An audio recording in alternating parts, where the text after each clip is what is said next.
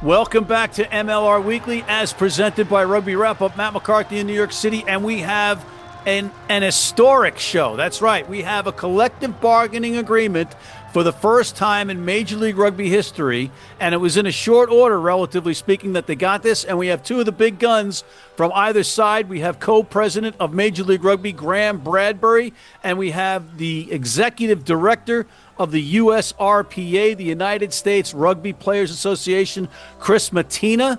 We also have Pat Clifton of the College Rugby Corner, and we have John Fitzpatrick of Rugby Morning's Coffee Break. Rugby Wrap-Up's MLR Weekly brought to you by Sheehy Auto Stores. It's easy at Sheehy. The Pig and Whistle, New York City, the world's best rugby pub. And Lean and Limber, stretching your way to a healthier lifestyle. There is a massive responsibility on the 23 that are privileged enough to step out on that field today.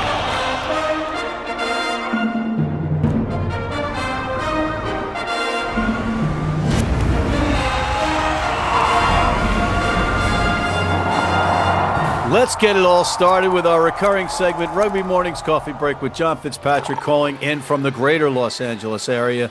John, welcome back to MLR Weekly. How are you, and what do you have for us today? Matt, I am doing well, and today I think the biggest thing we have to start with here, because we've been trying to talk about it for the last couple of weeks, and me may be the only ones talking about it. I'm getting slightly concerned here, but what is the latest on the conversations between Major League Rugby and MLRPA, again, the union that represents Major League Rugby players over CBA? We're a few weeks out from guys reporting to training camps. No news is good news. What's going on here? Well, I can't for the life of me understand. Well, I can. You have become so LA that you don't notice anything anymore. You just passed Graeme Bradbury, the co-president of Major League Rugby, and Chris Mattina, the executive director of the US Rugby Players Association, United States Rugby Players Association, USRPA, in the green room. And why are they there? Because they reached an agreement, a collective bargaining agreement. The CBA has been agreed to. It's an historic day. We should be fetting. And you know what? I'm so apoplectic and aggravated that you didn't see that or put that together, that I'm not going to let you comment on it. And we're going to go to the next topic. Next. Okay, Matt, moving on. I know you were disappointed Sunday night when your New England Patriots did not win the Super Bowl, but I bring that up because there's a rugby tied to it, and I'm not talking about Patrick Chung and Nate Ebner. Two active NFL players had rugby ties in the Los Angeles area. Let's start with the New England Patriots. And Jelani Tavai, he was a linebacker. He won the Ed Courage Award. And also George Holani, he's a running back for the Seattle Seahawks. Both came out of the LA Youth Rugby program, so that's pretty cool. That's pretty cool. You got, LA kids now can look up to these players and say, wow, I went to this rugby thing. If I get to this rugby thing, maybe I can be an NFL player or a professional rugby player. Next.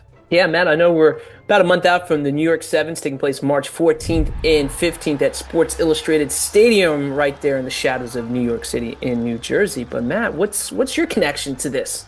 Well, I'm going to be the PA announcer, John. There is a try. Oh, it's try time. Hey. But I'm not going to do that voice, folks, so still come out. No, we're going to have some fun. I'm going to be the PA announcer, trying to pick up where we left off at the MLR final up in Rhode Island, kind of apply the same kind of thing here in New Jersey. Let's have some fun. Come to New York for some sevens. Anything else, John? No, Matt, that is it. All right, thanks, John Fitzpatrick from Rugby Morning's Coffee Break. Thank you, John. We'll be right back. Mercy me, that could have put him in Ward 4. I hope not, Bill. That's a maternity ward. Need a great price on a new vehicle? Sheehy makes it easy. Easy Price shows you our lowest prices on the Mid-Atlantic's largest selection. Find your best price online or at any of our 31 dealerships. It's easy at Sheehy. Sheehy.com. If you're in New York City and want to watch some great rugby, have some great food, and some great times, go to the world's best rugby pub, the Pig and Whistle on West 36th Street.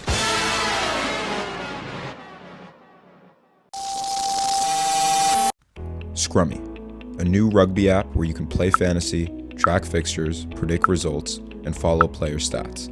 Play Six Nations Fantasy today for your chance to win tickets to the Champions Cup final. It's about to get scrummy.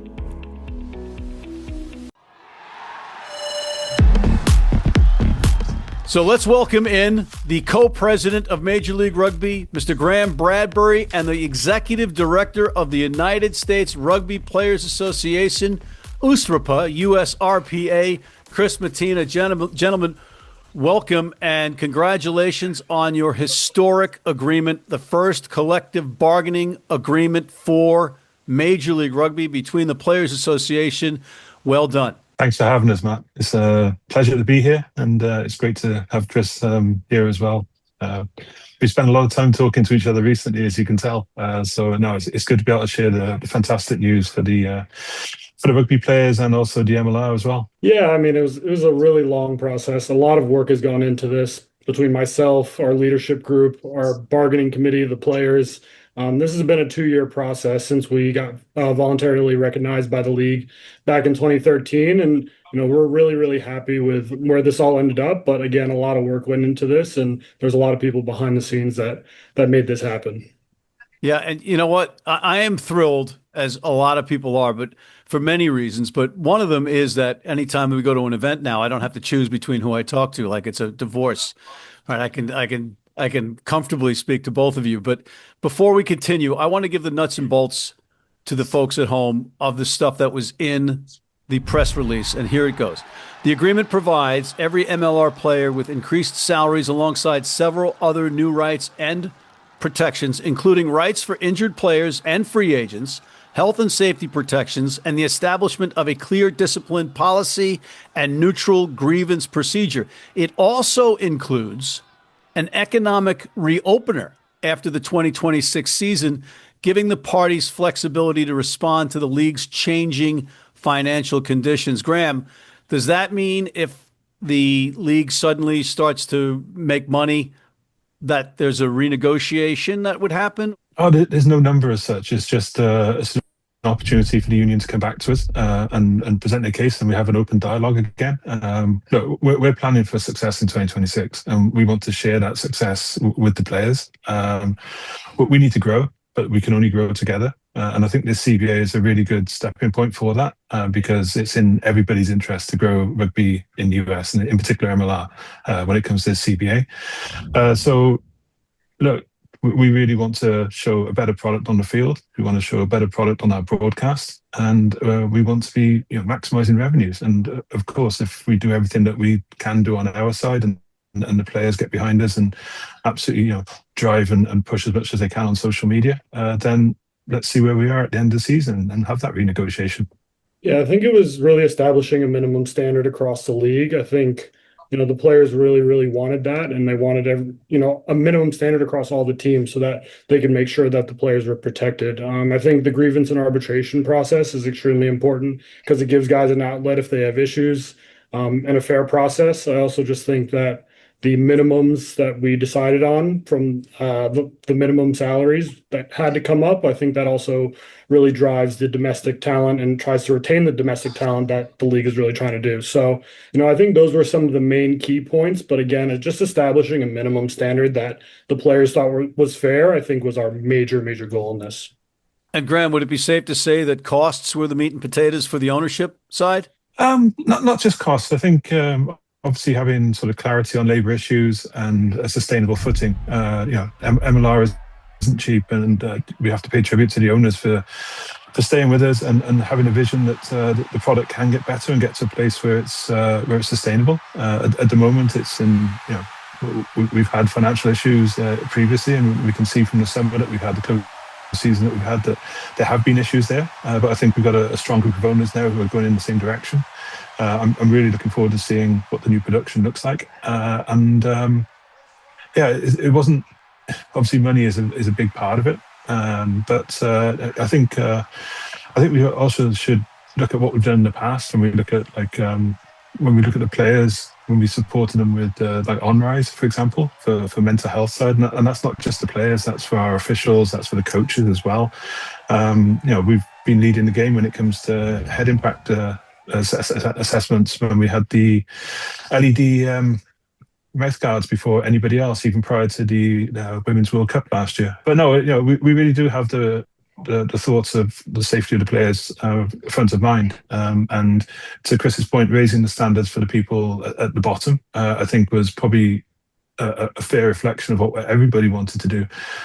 So no, I think we're in a good place. I think the most time and effort goes into organizing the players. We had a bargaining committee of 20 odd players from across the league. These are USA Eagles, Canadian national team players, internationals, rookies, team leaders. And I think a lot of the time went to internally organizing them and making sure that they're on the calls, they're sharing all of our information. We're putting proposals together. There's so much that goes into it behind the scenes, and making sure that the players are the voice and the heart of this entire negotiation was, my main focus. And I think it really showed throughout this entire process. And I think that's, from my side, it's definitely the most effort that we had to put in. And I think I don't envy Graeme, who's in between the fans, the players, the owners, the GMs, the coaches. He has a lot of people that he has to answer to and kind of take care of. So, I had to go to the players, and that really was a lot of what we had to do. And Graeme, as a former player, you have to separate the heart from the head when you're in these kinds of negotiations, but you must have had empathy for players at certain points, and then simultaneously thinking in your head, they got to be flocking crazy. How did you balance between the two? So look, yeah, I mean, obviously I do have a huge amount of sympathy for the players, and we do try to put our best foot forward. We obviously want to have really good labour relations. A lot of the players I deal with, regularly, and some of them are even, people like Steph Hughes at DC was my captain when I was at the Dragons in the URC. So I do have some really close, bonds there as well. So of course, always thinking about how we can improve things. But the best way we can improve things is by growing the league together, because that makes it more sustainable for everybody. So that's a real key focus of mine. And I'd like to thank Chris as well, because it's been really professional the way we've done this. The average CBA from the starting point of negotiation, which we only started in September, takes 16 months. We've got this done in 5, which I think also shows that there wasn't a huge amount of gap between us at the start, and there was things that we already worked on, which I think we're probably in a decent position already. But no, I think it's pay testament to Nick Benson for helping, Amanda and Sam on the legal side from our side as well, at Satchwell, Paul Sheehy, who attended a couple of the in-person meetings that we had, but also the bargaining committee from Chris' side, Mason Pedersen and those guys did a great job. It was very courteous, very professional, and all done in good spirits. So no, I think we're in a much better place today than we were a few weeks ago.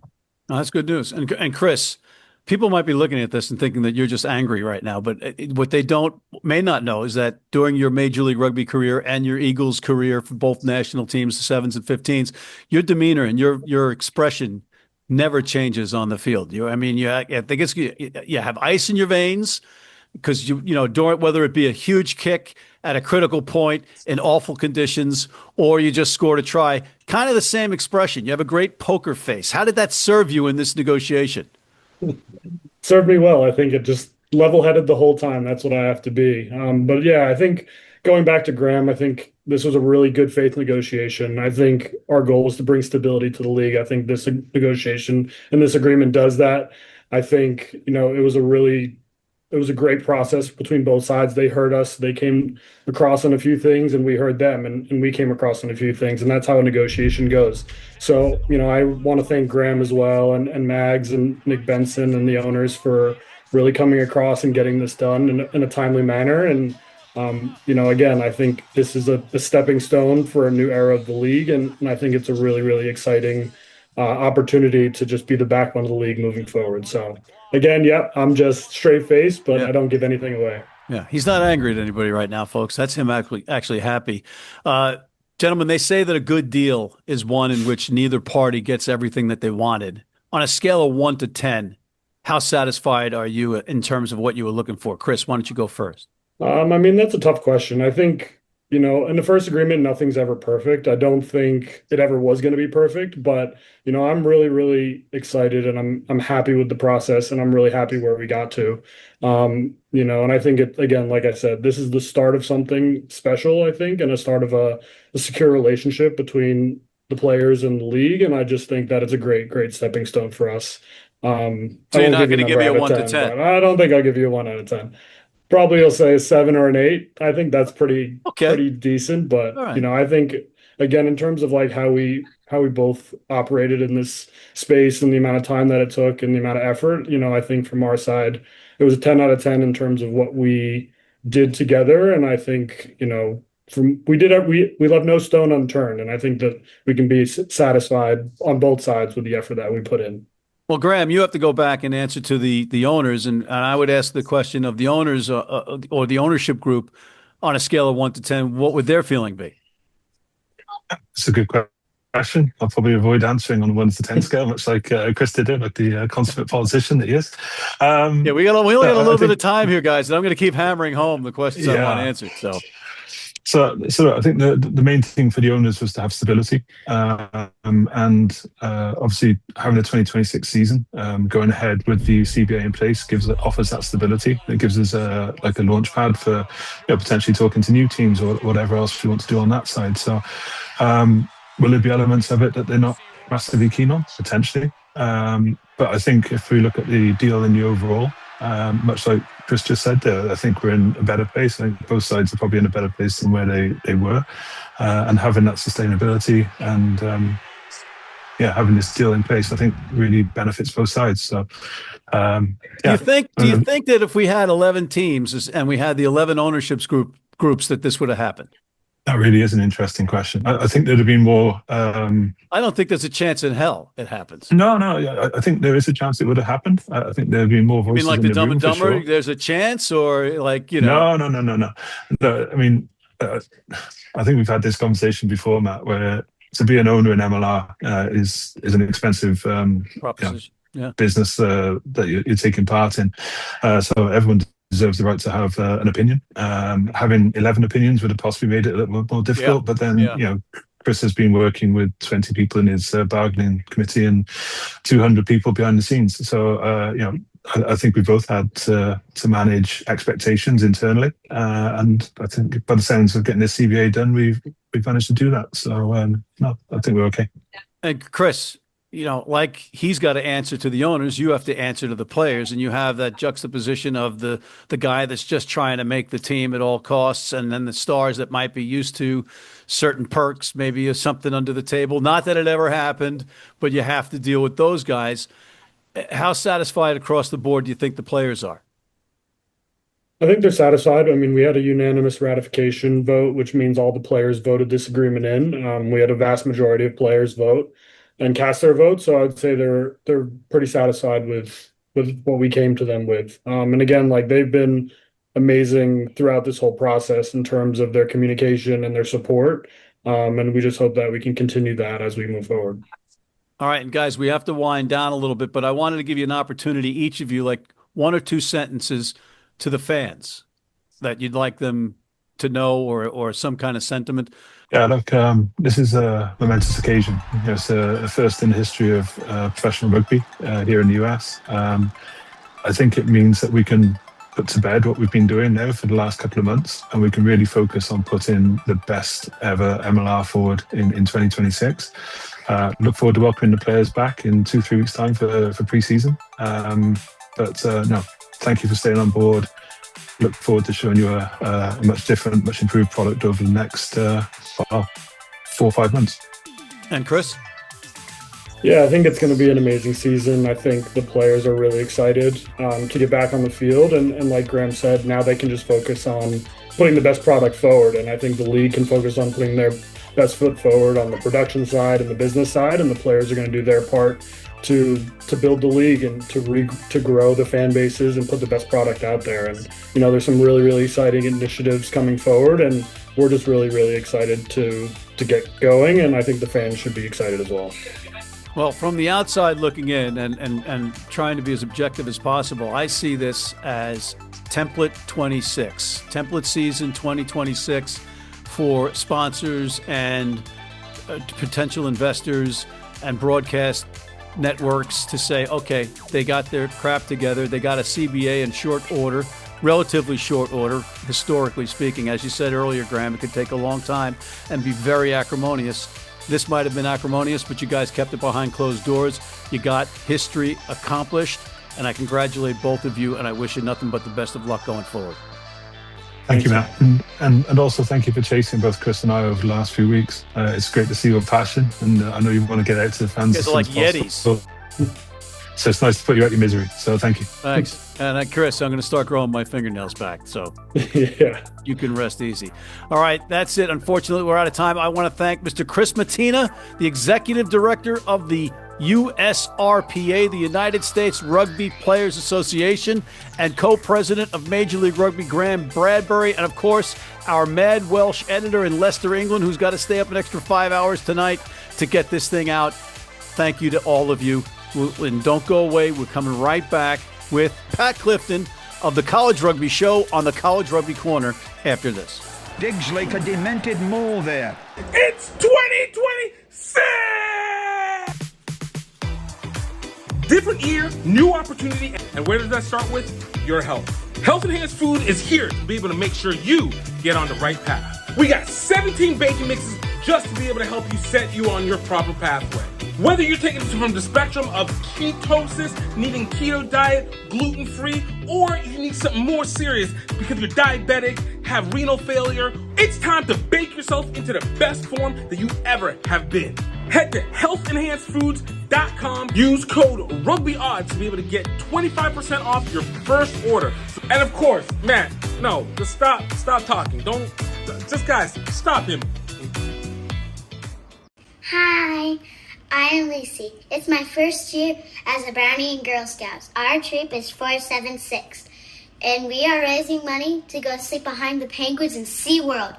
So scan the QR code below and help support us in our next adventure. Bye. Thank you.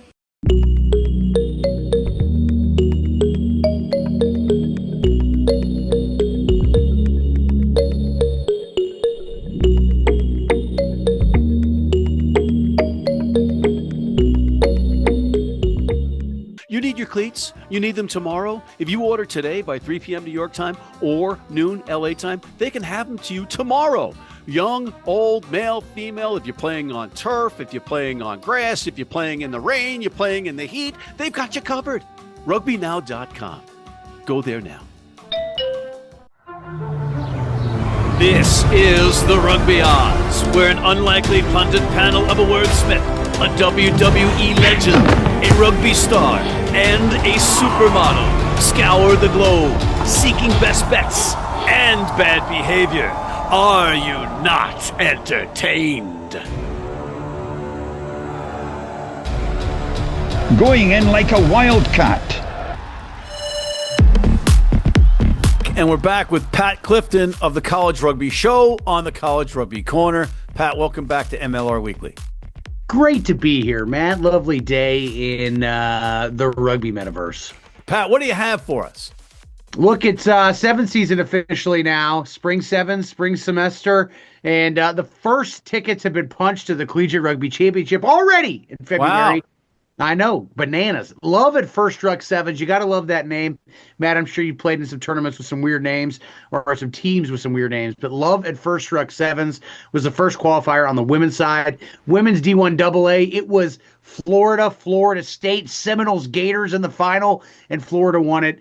They won the first ever ticket to D1AA this season to the CRC. And on D2, it was Coastal Carolina, the Chanticleers over South Florida in the final. So those teams, Florida and Coastal Carolina, are going to the CRC in D1AA and D2 respectively on the women's side. And then on the men's side, Kentucky, the Wildcats, the first team to punch their ticket. They won Pitt Dome Sevens. You're going to play sevens in Pittsburgh in February. You better have a dome. They did, and the Kentucky Wildcats beating Western Michigan in the final there, going 5-0 in the tournament. The first men's team to punch their ticket to the CRC in D1AA. So, and Virginia Tech, they won Oak Leaf Sevens, which was not a qualifier for the CRC, but it's the first bit of evidence on their resume that they belong there. And so the Hokies winning the Oak Leaf Sevens down at Vanderbilt in Nashville. How big is that Pitt Dome? Big enough to play rugby under, I guess. They also play... University of Iowa plays the Hawkeye Sevens under a dome, and they've been doing that for a number of years. So, I mean, how high are the posts? I bet they're just football posts. Like, imagine high school football posts. Wow. I mean, that's cool. Turf, Yeah. I guess, Hey, was I mean, okay. remember MLR? Didn't the Arrows play New York in the Bills Buffalo indoor Bills. training Yeah. center? Yeah. But you couldn't really, as I recall, you couldn't play a rugby match in that thing. And also you had Old Glory DC at the St. James Center, right? And that was pretty cool. But again, I don't know that could accommodate. I don't think the ceiling was high enough for booming kicks.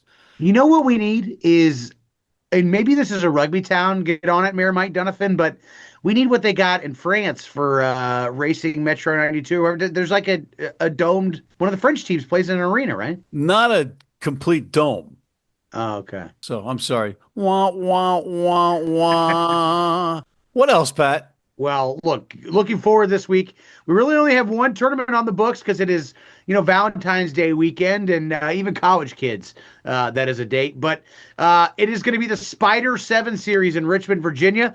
That is the first tournament, the only tournament up this weekend, and it's not a qualifier. It's an interdivisional men's tournament, and there's 2 legs to this thing, and it's just an early season primer for those D2, D3 teams there in Virginia to kind of get their legs underneath them and get ready for a run at nationals. And this is a really strong region for D2 and D3, so should be a great tournament there. The Spider 7 Series, the first one kicking off this coming weekend, Valentine's Day weekend. Pat, are they going to play regardless of the weather as long as there's no lightning? I mean, look, I don't know. I think so. That's how rugby's supposed to be played. Well, we got a lot of issues coming out of the Six Nations because Scotland lost in the rain to Italy, and they're saying, oh, well, they shouldn't have played in the conditions. And I'm like, Italy played in the conditions, and it was in Rome. And aren't Scottish people always in the rain? Yeah, I mean, those are Scottish tears, not raindrops. And if we start doing this, I mean, if we start canceling because there's a deluge, right? We're not going to play in pouring rain. Are we going to cancel games on forecasts and then have, guess what? It didn't rain. Well, look, I'll tell you what I did for the first time in my 20-year grassroots rugby career this fall. I traveled 4 hours for a game that didn't happen and then had to drive 4 hours back. I did not like that. Why didn't it happen? Because the Parks and Rec said it would rain too much. And they didn't want to damage the field. Yeah. Okay. Well, yeah. Too effing bad. Not a fan of it. That's why we need domes, Matt. I'm saying. Well, the Sheehy Auto Dome, home to all cold weather rugby in America. Oh, that sounds good. I like the sound of that because it's Sheehy. It's easy. And on that note, ladies and gentlemen, we're out of time. I want to thank Mr. Pat Clifton of the College Rugby Show. I want to thank John Fitzpatrick of Rugby Morning and Mr. Ryan Martin, the head coach of the New England Free Jacks. And thank you for tuning in. Please check out the Rugby Odds. Hit that subscribe button on YouTube, sign up for our weekly newsletter, and please join our American Red Cross blood donor team. Yeah!